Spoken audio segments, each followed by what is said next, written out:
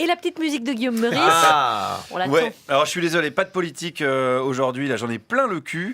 Non mais c'est vrai, depuis lundi matin, tout le monde s'est révélé expert en géopolitique et en stratégie électorale. On vivait entouré de chercheurs au CNRS, on le savait pas, dis donc, ils sont partout, sur les réseaux sociaux, dans les bistrots, ça plus le FN au plus haut, non sans déconner. Vous voulez pas qu'on se barre, vive tout nu là sur une île? Oui. Dédé, je comptais sur vous là-dessus. Mais grave. Mais oui, allez à poil. Habillé alors. Non, à poil. En plus, il en a à revendre des poils, Dédé.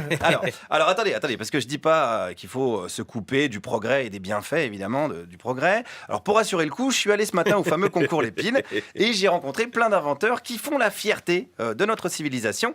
Par exemple, sur notre île, si on a envie d'envoyer des cartes, j'ai l'homme qu'il nous faut, il a créé... La carte lumineuse solaire. La carte lumineuse solaire. Incroyable. Mais comment ça se passe ça?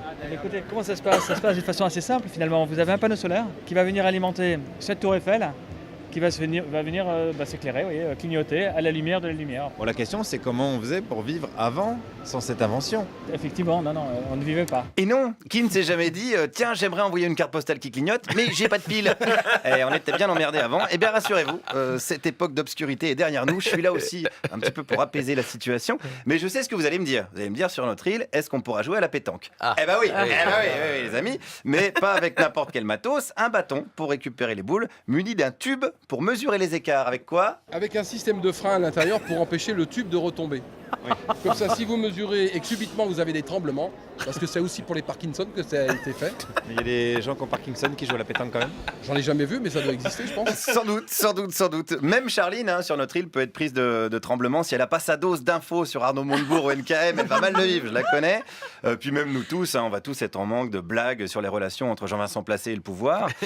Tiens, puisqu'on parle fellation, j'ai trouvé un autre objet qui pourrait nous intéresser. C'est un appareil de gymnastique buccale. De la gymnastique buccale? La gymnastique buccale, pourquoi? Parce que toutes les muscles du corps, ils sont rattachés à la tête et c'est par la mâchoire qu'on déséquilibre. Ah bon? Ben oui. Ah, mais voilà, tous les muscles du corps sont rattachés à la tête. Alors, dans le cas d'un footballeur, on se doutait un peu, mais on n'avait pas de confirmation et c'est fait. Voilà, alors la musculation buccale, c'est sympa et ça a plein d'avantages. Avec la mâchoire, on travaille tous les muscles du corps, jusqu'au C'est pratique ça. Et oui. Parce que moi, j'aime pas le sport, alors est-ce que je peux mâchouiller votre appareil? Sans problème. Il y a aussi tous les problèmes au niveau de la tête, les céphalées, les maux de tête, les vertiges, névralgie, les acouphènes, c'est le seul moyen. Et tous les problèmes de dos. Ça règle tout. Oui, et en même temps, on reste jeune. Ça permet aussi de rester jeune. Mais automatiquement, ça agit sur les rides. Génial ça, Clara. C'est génial. Vous allez retrouver la mine que vous aviez à 58 ans. Oh, c'est super. Allez, on prend ça sur notre île. Combien ça coûte? C'est 80 €. 80 €, c'est pas mal quand même. Mais combien ça coûte à fabriquer? Parce que là, c'est jamais qu'un bout d'acier et deux bouts de plastique. Il y a déjà 20% qui va à l'État. Oui, c'est d'accord, mais il vous en reste quand même pas mal, j'ai l'impression. Il n'y a rien. Il vous reste plus rien? Non, je fais pas d'effet bénéfice. Ah bah merde, il a pris qui comme comptable, lui, Jérôme Kerviel? Bon, alors on va réfléchir quand même avant de prendre un crédit CTLM pour se défoncer la bouche. Pas grave, parce que j'ai rencontré ce matin un inventeur encore plus inspiré qui propose quoi? Ce sont des palettes en bois à tolérance micronique. Des palettes à tolérance micronique. Ouais. Alors, c'est incroyable. C'est incroyable ça? Alors pourquoi?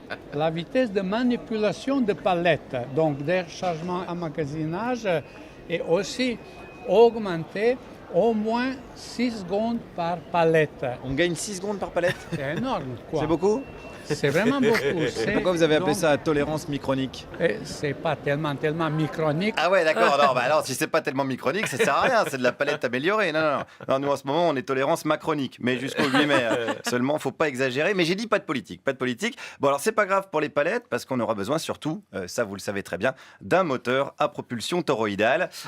Oui, ça évidemment, on le sait. Alors c'est un peu pointu, donc c'est le même inventeur. Il avait un petit schéma. Est-ce que vous connaissez l'adjectif toroïdal? Non. Là, il y a un mouvement circulaire, mais aussi longitudinal. D'accord, je vois. Ouais. Voilà.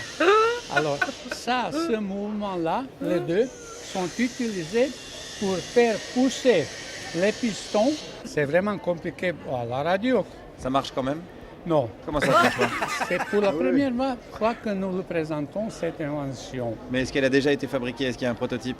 Un prototype, non. Ah ouais, on n'est pas sûr que ça marche alors. On va voir. Ah bah, d'accord. Donc on ne sait pas si ça marche. Alors je suis désolé, j'avais dit que je parlais pas politique, mais ça me fait trop penser aux gens qui disent on vote FN parce que le FN au pouvoir, on n'a jamais essayé. Alors déjà c'est faux, hein, et dans plein de pays. Et est-ce que ces gens-là ont déjà essayé de se tirer une balle dans le tibia? Non, il faut essayer les gens, vous n'avez jamais essayé. Est-ce qu'ils ont déjà essayé de se tirer loin d'ici? Bah faites-le les gens. C'est vrai finalement, après tout, je vois pas pourquoi ce serait à nous de partir. Ouais, mais très bien. Guillaume Meurice, merci.